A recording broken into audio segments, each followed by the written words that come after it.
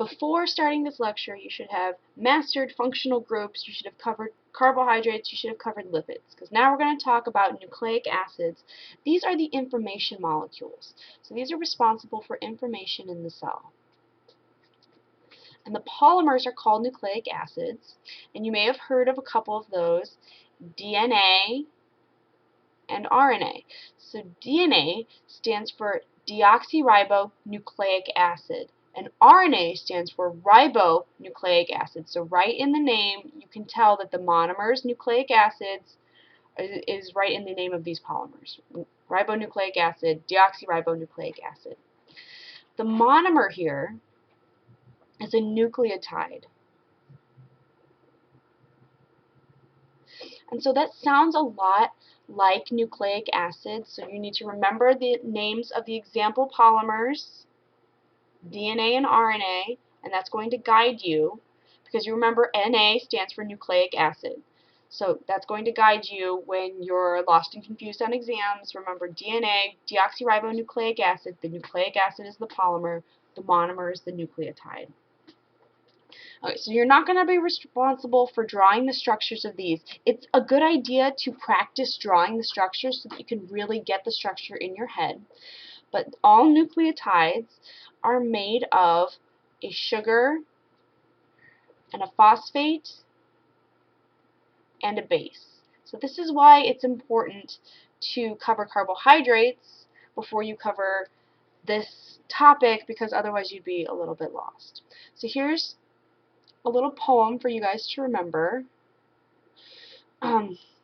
And this, you can sing it to the tune Row, Row, Row Your Boat. We love DNA made of nucleotides. Sugar, phosphate, and a base bonded down one side. Adenine and thymine make a lovely pair. Cytosine without guanine, without one life be bare. OOO, deoxyribonucleic acid. RNA is ribonucleic acid. So again, this is to the tune of Row, Row, Row Your Boat. This is a good sort of mnemonic device in order for you to help you study. So here are two examples of nucleotide structures, and here we see our sugar right there. That's our sugar part. Here's our phosphate part. Here and here. And here is the base. So the sugar and the phosphate are consistent throughout, so we call those the backbone, because those don't change. It's always going to be repeating sugar, phosphate, sugar, phosphate, sugar, phosphate in the polymer. The base is cyclic, which means it looks like a circle here. So here's one circle, and it can have one circle or two circles. These are both cyclic. Monocyclic, dicyclic, doesn't matter. And these also contain nitrogen. So you're looking for that letter N. So here's nitrogens. They're all over, all throughout. So that's how you can tell if something's a nucleotide monomer. So we love DNA made of nucleotides, sugar, phosphate, and a base bonded down one side. Okay, so that's, and for DNA and RNA, I should mention this now, they have different sugars. So here you can see these are actually different sugars because at this position, this 2' position. This one has an hydroxyl group, that OH. This one does not. So this sugar is deoxyribose. D meaning without. This is deoxyribose. So this is the sugar that's found in DNA. This is normal ribose. This is what's found in RNA. So that's just an FYI. I'm not going to ask you to do that on an exam. I don't think that's important enough at this stage in the game. This is just general biology. That's just so you can see the visual differences that, yes, these sugars are different. And that actually causes DNA to be double-stranded and RNA to be single-stranded, that difference in the ribose. So here I've drawn RNA, which is single-stranded, so you can just see one sugar-phosphate backbone with the bases sticking out of that. And here I've drawn DNA, which you can see is double-stranded. And so you can see two sugar-phosphate backbones. So here's our sugar, This is our deoxyribose sugar. Here's our phosphate. And there's the base.